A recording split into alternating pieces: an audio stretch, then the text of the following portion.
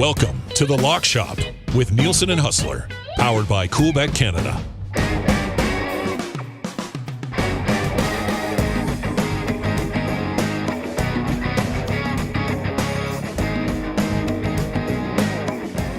Well, happy Friday, everyone, and welcome to another episode of The Lock Shop. Nielsen and Hustler back with you once again. As always, brought to you by our wonderful partners at Coolbet. Any of your NFL action that you want to get on this weekend, you can do it at coolbet.com. Piss Jug is already in the comments section today and says, Huss better be buying you lunch in Winnipeg. What a good man he is. And I think we saw enough of each other last night, Huss. That was a fun evening, buddy. That was it was always great to get together in person. We spent enough time looking at each other through these cameras and computers. But and listen, we had a lock shop miracle last night. I don't know if we want to get into it right off the bat, but yes, do it. The Winnipeg Jets won a game last night. No NHL team in recent history has deserved to win a game less than the Jets did last night. Jonathan Quick with an all-time Civ performance in the net for the LA Kings. And that completed a 3-gamer and a 5-gamer that we had in the bank last night. Essentially, it was the picks that we gave out yesterday. You used your Oilers in regulation. I gave out Minnesota and Dallas, so we had that. And then added in Vancouver and Winnipeg on the 5-gamer. Canucks came through, and somehow the Jets won that game. I'm not going to sit here and critique it too much. We'll get to that on Winnipeg Sports Talk. But it was a lock shot miracle. It was the positive vibes of having you there with us at the bar last night, Dusty. And wow, great mojo going into the week. The weekend. I'll tell you that much. Well, I mean, it was pretty sketchy even getting that Oilers in regulation. Like Leon Draisaitl had to score in the final minute of a 5-5 game at the time. We're like, all right, there we go. That's one. Let's keep her going. So it was good last night. And then the Thursday nighter, I mean, we split it. You hit the over. I ended up getting the Ravens plus the points last night. I thought the under was in play, especially early third quarter. I was like, oh, man, this under's looking really good. But it backfired on me in the end, I guess. Well, it was completely in play. That was garbage time. That was vintage garbage time, a backdoor cover, if you will, a backdoor over. They weren't getting the backdoor cover right there. And, man, Tampa, I know that's a lot's been made of Tom Brady. And, by the way, I just saw TMZ reporting that Giselle has filed for divorce today. Yeah, so like the papers are all the filed field and in that everything, Thursday nighter. Yeah. We're done. So I don't know. But Byron Leftwich and what's going on with that offense is ugly, ugly right now. And Brady's part of it, but certainly not the sole reason. Listen, he's now lost 3 games in a row. I believe they said that was the first time in almost 20 years that he'd done that. It's kind of stunning what's happened to that. But that NFC South, I joked that it should just be relegated from the NFL, but it is still absolutely wide open. We're going to be talking about a Carolina-Atlanta game right now that has major implications for the top of the division now with the Bucs falling last night. Which is just bizarre that's what we're talking about, the way that those teams have played so far this season. All right, Pat Gregoire from Coolbet. He's going to pop in. Then we'll get to our best bets. We're going to get his thoughts on the Thursday nighter and obviously some leans that he might have heading into the weekend as well. Patty, welcome back to Lock Shop, buddy. How are you, man? Doing good, man. And you talk about that Thursday night game, and I can't believe I'm going to say this as a long-time suffering Bills fan, but like, last night was the first time I actually felt bad for Tom Brady, considering everything that's happening off the field. And he just looked like he always mother F's his teammates, but like, I've never seen it like that before. Like every incomplete pass, he was screaming at himself. Like he looked like a man that his wife just finished filing a divorce. Like, yeah, he looked like he was on tilt the whole night. Like, it was. Again, I felt bad for him.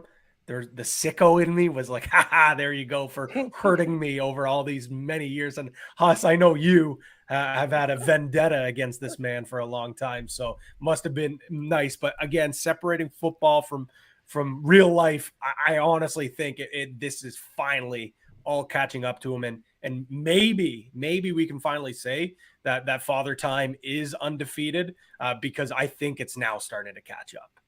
Well, as I said, I've had the eulogy ready to read for more than a decade right now. And I wanted to get into it, but we'll see what happens. Again, that division stinks. They're still absolutely right in the middle of it. And It's hard to imagine them being continually this bad through the rest of the season. And listen, as far as everything else going on the on off the field for Tom, guy's got 6 Super Bowl rings. He's been married to Giselle, who's a gazillionaire of his own. Somehow, I think he's going to land on his own feet. I think he's going to somehow be able to get through buddy, this some way. He's got a contract, a TV contract waiting for him that's going to pay him $2 million a game. Yeah. So I think he's going to be all right. Like, I don't feel too bad for Tom Brady. Like, yeah, I'm sure there might be 1 or 2 attractive women that might throw their hat in the ring to the next step too. So let's not feel too sorry for Tom Brady at this moment. Yeah, and I wanted to flip to the other side. I think getting lost in the shuffle, and maybe I'm just a hard critic of this team, but the Ravens, I think they stink too. Like they looked awful at some points offensively last night. Like they struggled. And yes, I know everyone always loves to talk about the Bucs defense, but their defense is so banged up right now. Like that is not an elite defense. And I don't know if this is just a mid-season lull that we've seen from Lamar here, but man, like that offense is no good. Well, I think the issue with the Ravens in the offense is that there's nobody there. Like Mark Andrews left the game last night. Bateman, who was injured, left the game last night. Kenyon Drake was taken off the scrap heap, and he was basically their number 1 running back right now because J.K. Dobbins is out. So I really don't know what Lamar has to work with. I mean, there was one point last night with Huss. I mean, and I'm pretty in depth in fantasy, and I said I don't even know who the hell this Robinson guy is. He goes, it's DeMarcus Robinson. I was like, oh shit. That's where DeMarcus Robinson is. Like, I think that's one of the reasons. Because they couldn't even get Lamar on the ground last night. Like he had 30 yards or something. Like they're just. Like, one of those was I think a 20-yard. It was one big one too. Yeah, it was one big one. I think that's most of it. That's what teams are going to do. They're going to just throw a spy on them. That's all they have. And exactly. I will say though, I love that Isaiah Likely. I saw him a lot in the preseason. Followed him a lot with. And this is going to sound so degenerate of me, but him playing with Coastal Carolina and NCAA, watched a lot of their games last couple of years. I love his game. He's going to be great, but he's not Andrews. He is a very unfinished product. So him getting a touchdown last night, I think it was plus 500. He'd be a guy that over the next few Ravens games I'd be watching, especially if Andrews out. You're not going to see it at 5-1. But he's a guy certainly circle on your sheet when you're filling out your TD props because I think he's going to be a big time target for Lamar going forward. But yeah, just looking at the offense, it really is scraps and again, they got away with a win. They're 5-3. I think they're going to be okay to make the playoffs, but I don't see this team going on a deep run. I'm with you on the Ravens. I mean, this is a team that has blown massive leads earlier this year, both to the Bills and the Dolphins. And they've had moments in games, but they haven't put together really a full 60 minutes. And from an offensive perspective, they could not have been gifted with a better start. I mean, Tampa muffing that punt, getting the ball on the 6-yard line, and they got absolutely stuffed. Dusty, I had a bad feeling the second that series started for the Lamar Jackson rushing prop. Yeah. When it just seemed like the Bucs knew exactly what they were going to do. Fake handoff, and Lamar basically, I think, lost 2 on that first one. And then, of course, they didn't get it in, kicked a field goal, and it was a very pedestrian rest of the first half. They're too talented to keep in check for the entire 60 minutes. But for a John Harbaugh team, especially on the defensive side of the football, and I know Tampa Bay has been struggling, they got a long, long ways to go. And they're not scaring teams like I think they have in the past. Agreed. Yeah, I think that's probably fair. All right, let's transition to Sunday. Pat, I mean, I know Huss and I are going to talk about it a little bit later on, but where are you at on the Bills and that number right now against the Packers? I mean, like 10.5 seems like way too much for a primetime game against Aaron Rodgers. And the battered Bills fan in me is saying, like, no way they can cover. Like, this seems like a perfect spot for Rodgers to come in, but man, this is not a Packers team led by Aaron. Like, this is an atrocious team. This is a team that stinks, and the Bills, I think, are the real deal. Like, They have been unbelievable at home. The defense has done a great job keeping these games close. And for me, I'm not going to touch it. Just 10.5 seems so much. Big number. Big number. It's a huge number, especially a primetime game, man. Like if this is 8, if this is 7.5, I'd probably be thinking. I mean, I wouldn't because I don't like betting the Bills. But if I'm not a non-Bills fan, I'd be thinking of it. But 10.5, I don't know. That's a lot of points. But I will say the Ralph will be rocking. Josh Allen, that offense is ready to roll. And Rodgers is a train wreck right now, though. Like he's off the rails, man. Like I feel like this could be one of the low moments in Aaron Rodgers' career, because he was talking about it after the last game. He's like, maybe what we need right now is a matchup with the Bills. I'm like, well, considering you spend your entire time tearing apart everybody on your team but yourself, like I feel I think they could get pumped by 35, and people would be like, what's going on with Rodgers and the pack? Like, Huss, where do you come out on this? I'm right there with you. I mean, the Bills have played 2 home games so far this year. They've scored 79 points and given up 10. I mean, they're coming off the bye. And we've talked. Listen, I was on Washington last week. I mean, I didn't have the balls to pick them straight up on the money line, but I mean, that was one of my my best bets last week. I've been watching them. We saw what happened in the Giants game. The Jets went in, did absolutely nothing offensively. Zach Wilson passed for 110 yards. And they won in Lambeau Field by 17 points. The Packers just aren't very good right now. Alan Lazard might be out as well. I mean, doesn't have the weapons at all. And then you talk about the buzzsaw that is the Buffalo Bills. I honestly think that the Bills' home games this year are going to be like, watch the first half, because the second half backups are going to go in. Think about what they did to the Titans on Monday Night Football. They made them tap out 5 minutes into the third quarter.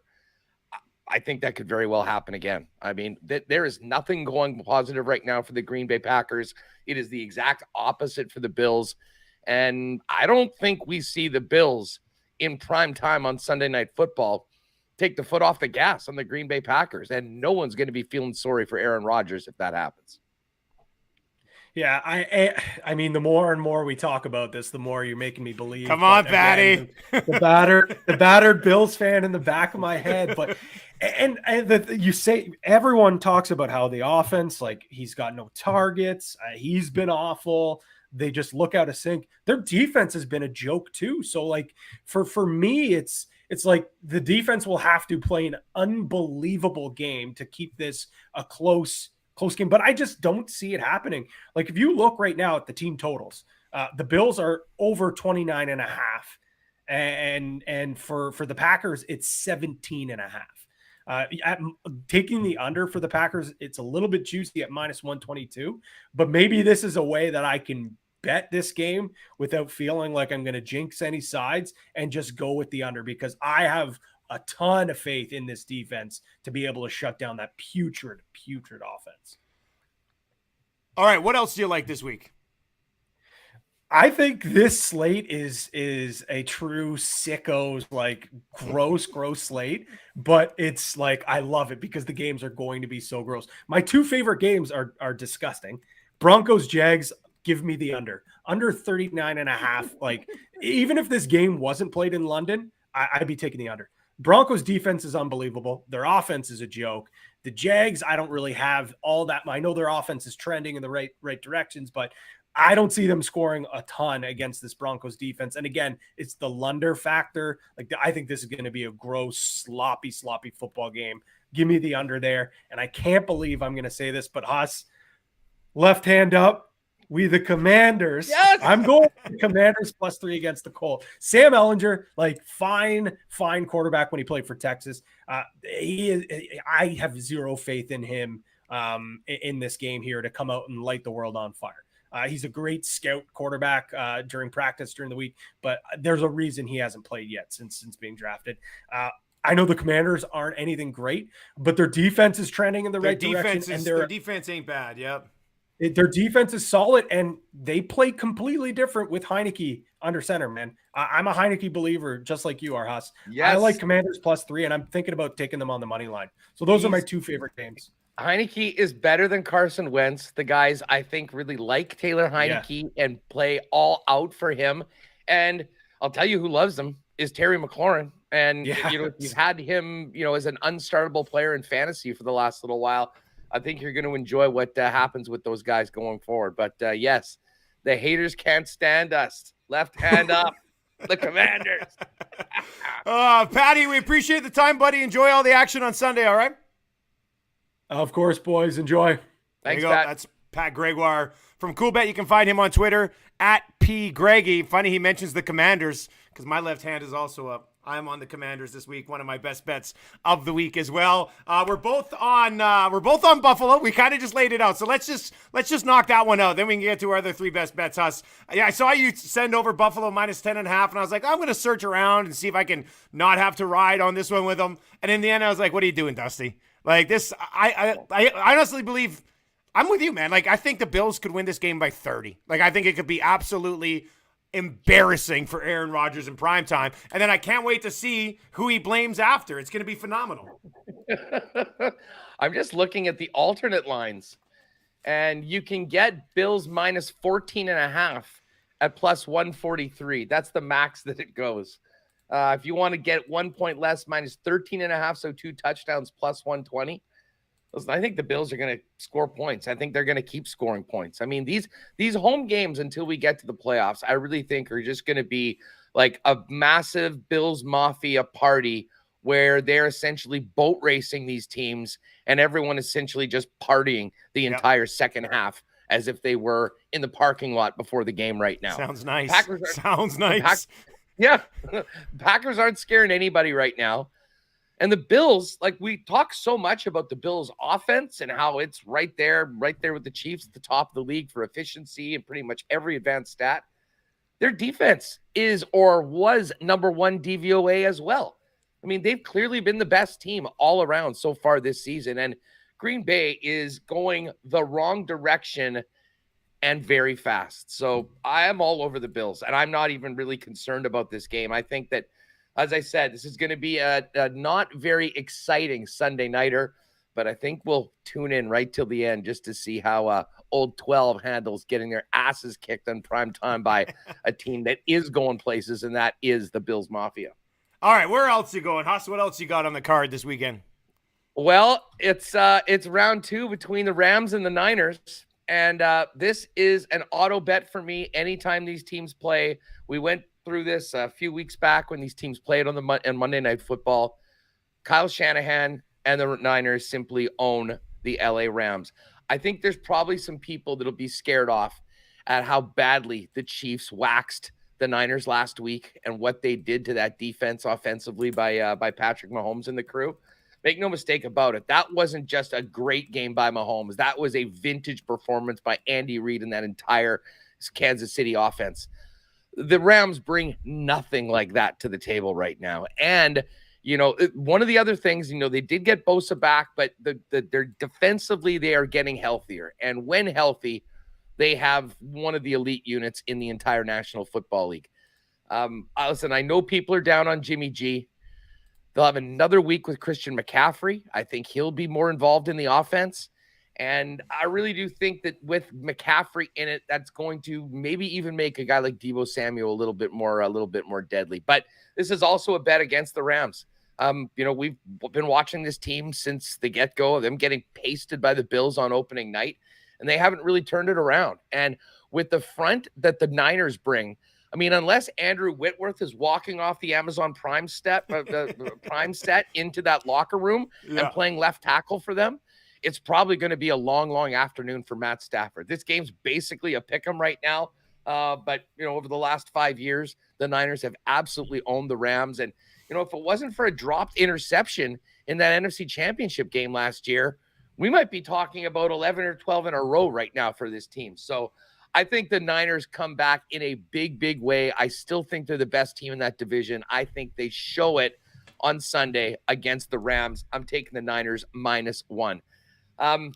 The Carolina Panthers. Now, a little bit of an update here. Your Edmonton guy, Chuba Hubbard, has been ruled out So we're going to see a lot of Dante Foreman, who had 15 carries. I think he had like 120 yards last week. He was going for, 8-9 yards a carry.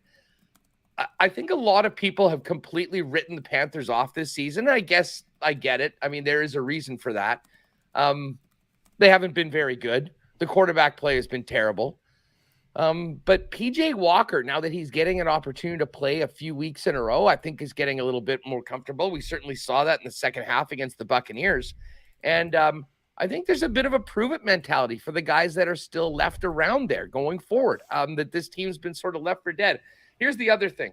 Atlanta had that great 6-0 record against the spread, but they were huge underdogs in just about every game. Yeah, big numbers. Now we're talking about having them clear 4.5. I don't know about that. Actually, I'm just looking from when I made that pick last night. It's actually flipped from, I guess 4 right now. If you want to take the Panthers at +4, it's even money. And +4.5 right now is -118. It was -109 earlier on. I just think this is going to be a close game, divisional. I think Carolina's going to run the football quite a bit. And I don't expect any massive fireworks from the Atlanta offense. So as long as Carolina can score a few points, I think they keep it close. I like the Panthers +4.5. We talked about the Bills. And then this is a really interesting game, the Patriots and the Jets. The Jets have been one of the great stories of the year. But I'll be honest, these last couple of games, they've been doing it with smoke and mirrors. Their offense has been absolutely putrid now, and Breece Hall's been a huge part of it, and now he's out. Listen, I like the pickup of James Robinson. He and Michael Carter will have, a lot of work to do, but they won't be as dynamic as they were before with Hall. The bottom line is Zach Wilson is barely completing, 100, 150 yards of passing a game. So I'm not sure where they're getting that offense. The other thing is Bill Belichick just got embarrassed at home by the Chicago Bears on Monday night. Which is still unbelievable to me. That entire game was a Twilight Zone thing, dude. I think that they come back. These are sort of the games that, you kind of see the brilliance of Belichick, and a lot of people are doubting him right now. Oh, not so good without Brady. Well, for sure. Are they the Brady Patriots? Absolutely not. No, Mac Jones is going to have a lot to prove going into this game. I think they go in to win this. They're 2.5-point favorites right now. I will lay the 2.5 with the Patriots to get a very much needed win and tighten things up there in the AFC East after the Buffalo Bills, who are clearly the class of the division. All right. I'm with you on the Bills. We already laid that out. I'm going to take Vegas here at -1 right now. And what the main reason I'm doing this is that Raiders offense has been pretty good as of late. Like, Josh Jacobs is having an unreal season. He's been an absolute monster. In their last 3 games, the Raiders have scored 38 in a win over Houston, scored 29, a loss on the road in KC, and then put up 32 against a pretty good Denver Broncos defense. If you're looking for positives from the Broncos, that Broncos defense ain't bad, and the Raiders put up 32 on them. On the other side, with the Saints in this game, they gave up 42 to the Cardinals, they gave up 30 to the Bengals, and then in a win over the Seahawks, they gave up 32. The Raiders are going to drop 30 points on the Saints this week. So I love the Raiders -1 here. I thought it was at 1.5. I think I got it this morning. It moved down to 1. So I'm going to hop on the Raiders at 1. Their offense should not have any issues at all whatsoever with the Saints. And for so many years, we've been like, Saints defense. That's not the case anymore. They've been lit up 3 weeks in a row. So and they're so banged up. Marshawn Lattimore, such an important player. He was out last week. He has not practiced this week. I do not think that he'll be in. And despite the fact that the Raiders are a little bit banged up on the offensive side of the football, the fact that, the Saints are down so many key players, especially at corner, I think it's a big reason why. And by the way, is Andy Dalton just now the quarterback for the Saints? Seems like it. Yeah. Andy, Jameis is fine, but they're going to keep on starting the Red Rifle. I'm an Andy guy. I don't think he's terrible, but he'll make mistakes. I don't know. I guess it's the least of two options when you're speaking of mistakes, when you talk about Jameis Winston or Andy Dalton. Like Andy in that Thursday nighter had 4 touchdowns, but he also had 3 picks, 2 of which I believe were pick sixes. So you take the good with the bad on both of those guys. Well, Tennessee -2.5 here, and I understand Ryan Tannehill limited in practice, didn't practice early in the week, was limited on Thursday, his foot was in a walking boot. I'm okay with the Titans here -2.5, even if Malik Willis has to play in this football game, because the Texans just aren't bringing much to the table, man. They got Dameon Pierce, and that's it. Brandon Cooks has essentially been a non-factor. I wouldn't be surprised if he's traded before Tuesday's deadline. There's got to be a team out there that needs a receiver, and Houston will move on from him. So I think even without Tannehill, I still feel pretty comfortable here about the Titans -2.5. They've won 4 in a row. And the Texans have 1 win on the year, is a weird 13-6 win over Jacksonville. Outside of that, they haven't been able to find a win anywhere else. So I mean, if Tannehill's healthy, if Tannehill would practice all week, Huss, what do you think this line is? It's probably 4. Yeah, it's probably 4, maybe 4.5. Like people still aren't completely convinced on Tennessee. And I think people still think to the ass kicking they took against the Bills on prime time. And a lot of people wrote them off, but they've quietly got right back into it. It was a big win against the Colts last week. They maybe ended Matt Ryan's career as a starter in the National Football League. So I like this. And here's the other thing. Houston can't stop the run. And regardless of whether it's Tannehill or Willison, Derrick Henry, I'm just looking right now. You know what the touchdown number is on Derrick Henry for anytime touchdown? -200. It's -192.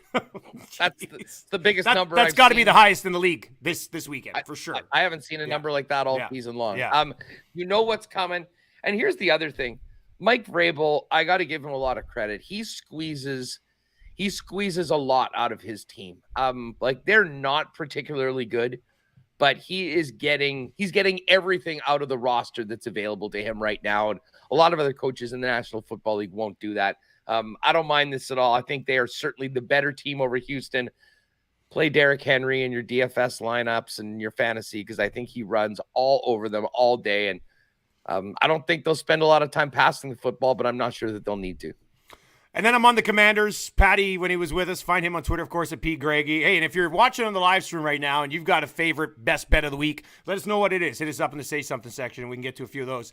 Washington +3. I think we're all Heineke guys, mostly because I'm a Terry McLaurin guy, and that just means so much to me when Heineke's back in there. Yeah. They do have a pretty darn good 1-2 punch now, and Brian Robinson and Antonio Gibson. I have both of them in one of my fantasy leagues, and I started Robinson last week, and Gibson had like his best week of the season. I was like, damn it, I missed it. I'm going to have to deal with this the rest of the year, which frustrates me a little bit. But when you've got Heineke looking after the ball, getting Terry McLaurin involved, they've won 2 in a row, coming off the upset over the Green Bay Packers, and they get a Colts team that's starting a guy for the first time ever in his career against Commanders defense.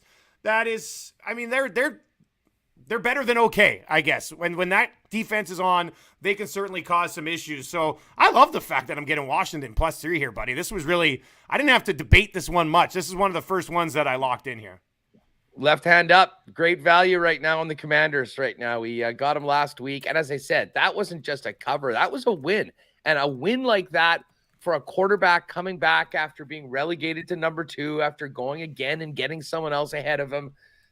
There's a bit of a prove it tour right now, I think, by Washington, that they are a competitive team. And listen, I know they've been a complete afterthought because of everything else that's happening in the division. The Cowboys are good. The Giants have been one of the crazy stories of the year. And the Eagles are undefeated right now. So they got to take advantage of some of these games outside of the division right now. And what's the money line on this? I don't know, but I'm going to be on it for sure. What is the Commanders' money line number right now? +130. So, and I have a feeling that may show up on a parlay, on a money line parlay for tomorrow's Lock Shop show. Very well could, and we'll have that tomorrow. We will have your partner parlay, props and parlays for Saturday, probably late morning. I'm flying from Winnipeg to Calgary bright and early, so we'll be set up in Calgary, ready to go by late morning, usual time, I guess, for a Saturday episode of the Lock Shop. Plus, I feel pretty good about my card this weekend. I like this better than the last few weeks. So let's go, man. Well, as I said, I'm still pissed at Detroit because that game last week, getting the touchdown, and they were down by 4 with the first and goal on the 1 in the fourth quarter. And then it was just, they had 3 turnovers in the fourth quarter, and that would have been a 4-0 week. But I should not complain. The gambling gods smiled upon me yesterday in your presence, and let's just say we got a little bit of extra room to sprinkle tonight and heading into the weekend. So good luck with the best bets, everyone. And I'm looking forward to putting some parlays together with you for our Saturday show.